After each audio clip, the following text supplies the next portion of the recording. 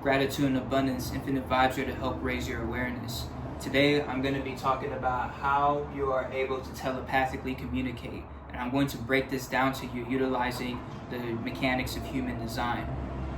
This is not, some cult. I'm not trying to get you to join into anything. I'm only utilizing this tool because this is the best tool that I found that really explains quantum mechanics in a way us nines, sensor beings, can basically comprehend and grasp in this current day and age. All right. So for those of you who are familiar with the 9 electromagnetic motors, I already went ahead and I drew out the crown motor, the ajna, and the throat electromagnetic motor. We're going to be focusing on these just for the sake of this conversation. All right. The crown is where thoughts and ideas are picked up from. Where are you picking up these thoughts and ideas? From the collective circuitry, okay, or the collective consciousness. Basically, this huge cloud that is, something that we are all connected to, but some people, because they have a defined or an activated crown motor, have a better connection. So think of the crown motor as an antenna that basically sits kind of right above your head, all right? Then you have your processing unit, which is your ajna, otherwise known as the third eye. This is where you conceptualize thoughts and ideas, okay? And then you have your throat electromagnetic motor. This is where these thoughts and ideas are communicated or action is taken because of what you were able to process from the ideas that you picked up on, and then these things are communicated, okay? Now, how does telepathic communication happen? When you look at your chart, right, you notice that some of you guys have these, sorry, it's kind of loud out there. I'm kind of by a main road right here. But you'll notice that you have these defined, right? They're colored in. So wherever you see something colored in your chart, when you generate your chart on the internet, you're going to find that you have some of these, colored in, unless you're a reflector. If you're a reflector, you're going to have none of your motors activated. I'm going to make another video talking about reflectors, but that's for another time. If you have a defined crown electromagnetic motor, right, that means you are basically connected. You have a direct source. Let's just say that. You have a direct source to the collective consciousness. Okay? Now, this is not to say that people who don't have a defined crown motor don't have a direct source to the collective consciousness, but think of it as like, again, an antenna that kind of sits on top of your head and is activated. All right? Some people don't have it activated, so this is where the magic comes in. All right? When you have it activated, you're pulling in this information from the collective consciousness. All right?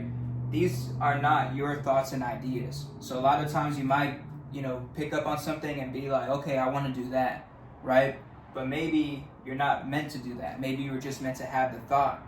So that way, somebody who has an undefined crown motor, okay, can go ahead and get this information from you. All right? Now, this is where physics comes into play. All right, we are all aware that a positive and a positive equals a negative, right? Correct? So that means if you have a defined crown and somebody else has a defined crown, it's very likely that your thoughts and your telepathic communication is not going to occur. It's going to be a negative result, okay? Now, if you have an undefined crown, back to the simple physics, right? That means you have a positive plus a negative, which will give you a positive charge. All right, basic physics, okay?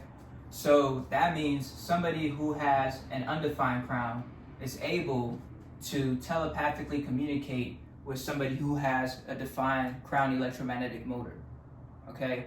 So every time you telepathically send thoughts or you think about something and somebody picks it up in the environment around you, it's very likely that this person is somebody who does not have a defined crown electromagnetic motor, okay? So this is how you can figure it out. So when you have those friends, right, who you connect with, right? And the reason why you connect with them is because it's very likely that you guys have connecting channels. Okay, so in your chart, you're very likely going to see these gates over here, correct?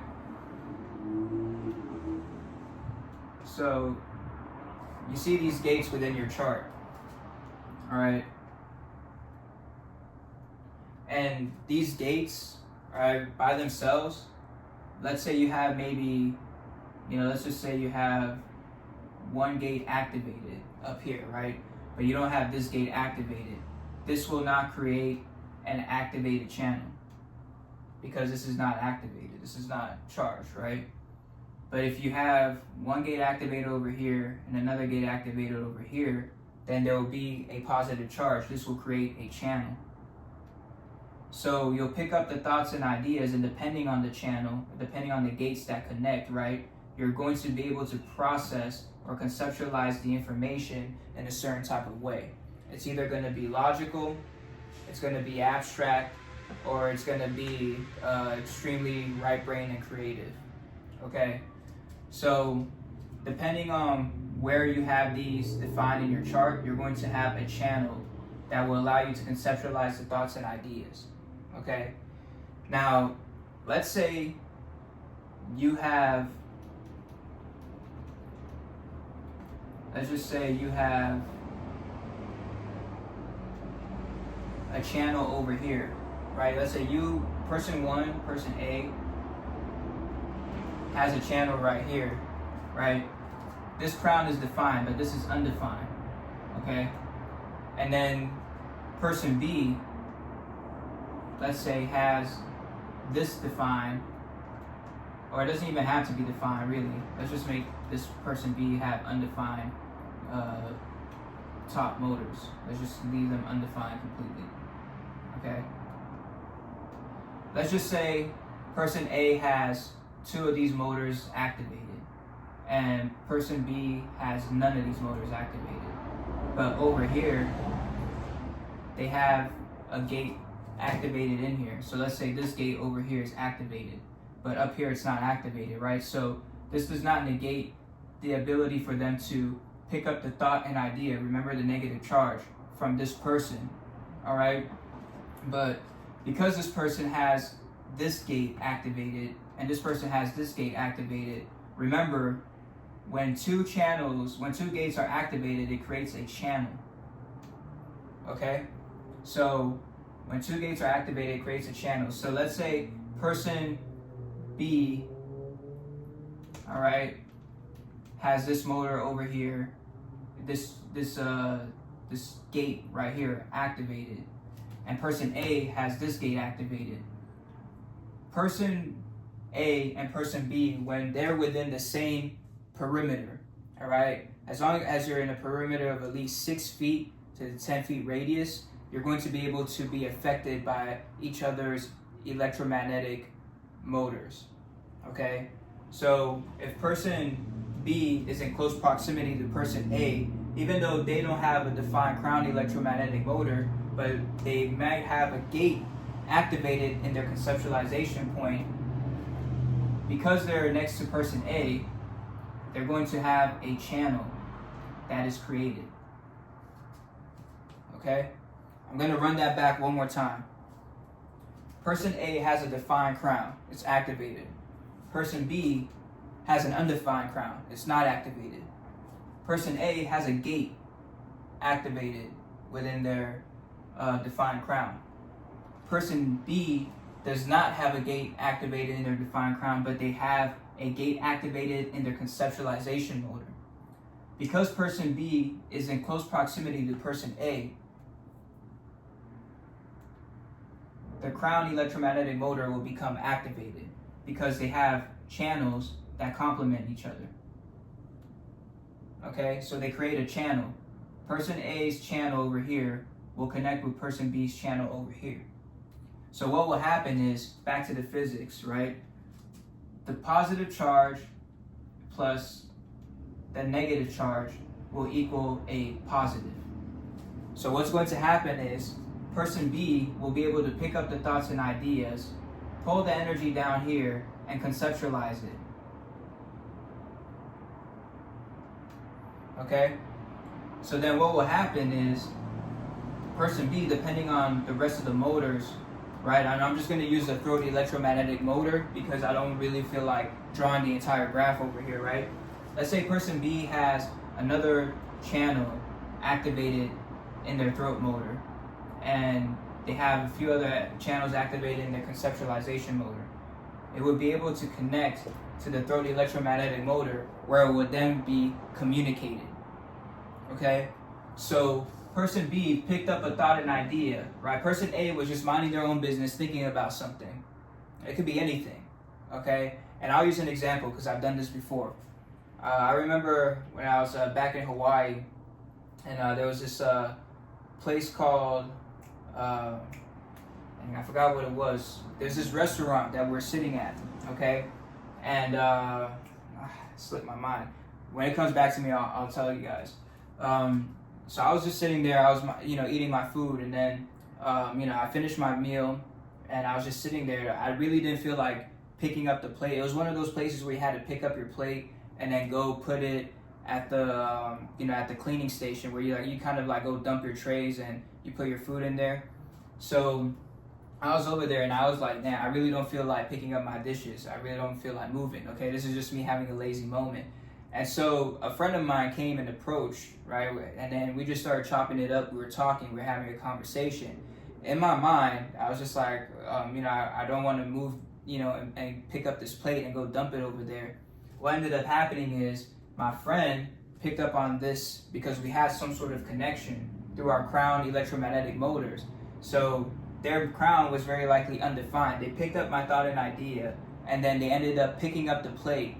And then they were like, oh, I'm gonna go order my food. I'll go take this over there for you. So they picked up my plate and went ahead and dumped it at the location that it needed to be dumped at, right? The entire time I was having a conversation with this person, it was in the back of my mind that I need to move this, but I really don't feel like getting up.